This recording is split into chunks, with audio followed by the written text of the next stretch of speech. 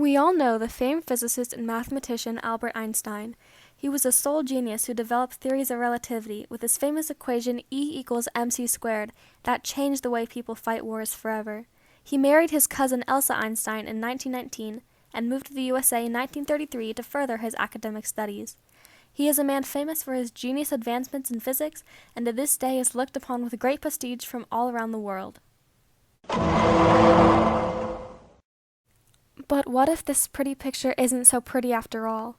What if his work wasn't all his own, but rather the result of collaboration and the combination of two minds working side by side? This is the issue we will be exploring in this episode of Controversy Central: Einstein, Genius or Fraud? Before his prominent marriage with his cousin Elsa, Einstein married Mileva Maric, a fellow student at the Zurich Polytechnic Institute. Maric had found difficulty in furthering her personal academic career with the limitations on women in STEM during the time period. However, Maric dealt with the prohibitions against women taking physics and math courses by moving to countries and institutions in which the courses were open to women and getting good marks. She and Einstein continued to work together, both as a couple and as research partners from 1896 to 1912. During this time, Einstein started to gain an impressive academic reputation through teaching jobs and his published papers, but with the revelation of letters between the couple, many questioned whether this work was all his own. Through all of Maric's struggles to receive a proper education, many doubt her intelligence and believe Einstein to be the brains of the operation due to his immense success as a physicist. In 1987, a series of never-before-seen papers were published. 51 of these were letters that had been exchanged between Maric and Einstein, specifically during the university years. This was the first piece of evidence the world had ever seen that questioned the genius of Albert Einstein. In some of those letters, it is shown that Maric looked up scientific data, suggested proofs, checked his calculations, and copied down Einstein's notes. Many believe that this is representative of Einstein using Maric as a sounding board for his ideas, but some of the language used hints at more of a collaborative relationship. In August of 1899, Einstein wrote to Maric, "I find the work we do together very good, healing, and also easier." Later on, in September of 1900, Einstein wrote to Maric, "I look forward to resume our new common work. You must now continue with your research. How proud I will be to have a doctor for my spouse when I will only be an ordinary man." The plurality of this language used in these letters would suggest that the research in question was equally Einstein's and Maric's.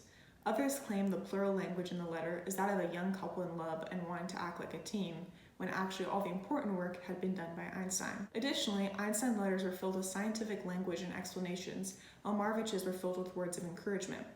While many use this to discount Maric's intelligence, others point out that almost all of Maric's letters were lost, and the existing letters may not be a full representation of Maric's involvement. Furthermore, many use the fact that Maric never earned her degree as support that she was not intelligent enough to have been able to help Einstein with his work. However, there are records that show her and Einstein's exam scores from university, and she earned the same, if not better, grades as him for the first couple of years. In fact, Maric scored a 5 out of 5 in applied physics, while Einstein scored a meager 1. Einstein acknowledged her credibility several times, once noting at a dinner with Maric's brother, "I need my wife. She solves for me all my mathematical problems." Despite this all, Maric never earned her degree due to her failing her oral exam. During the same time, Maric got pregnant out of wedlock. Einstein was blocked by his family from marrying her until he had a job, and since an abortion was out of the question, Maric gave birth, but all records of the child disappeared after that. Maric and Einstein eventually got married and had 2 boys, Hans Albert and Eduard. This paradise did not last, however, as in 1912, Einstein began to have an affair with his cousin, Elsa, who he would eventually marry in 1919. Even so, the couple desperately tried to save their marriage, with Einstein even writing down a list of conditions for Maric to follow to theoretically protect it.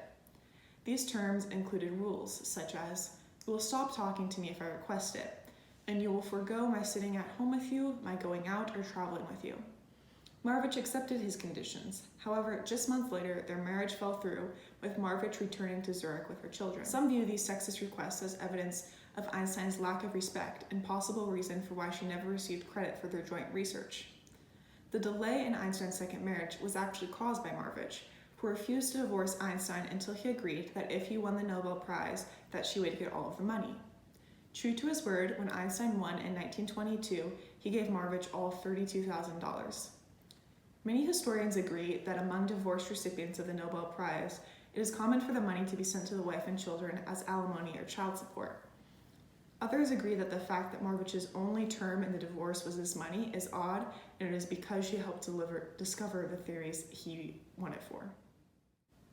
For the rest of Marvich's life, she was reported as being very bitter towards Einstein, and she struggled to take care of their 2 boys alone.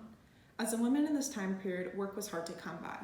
Additionally, while Einstein sent money, he sent it sporadically. Their youngest child was a schizophrenic and required a lot of medical treatment, putting Marvich into debt at times.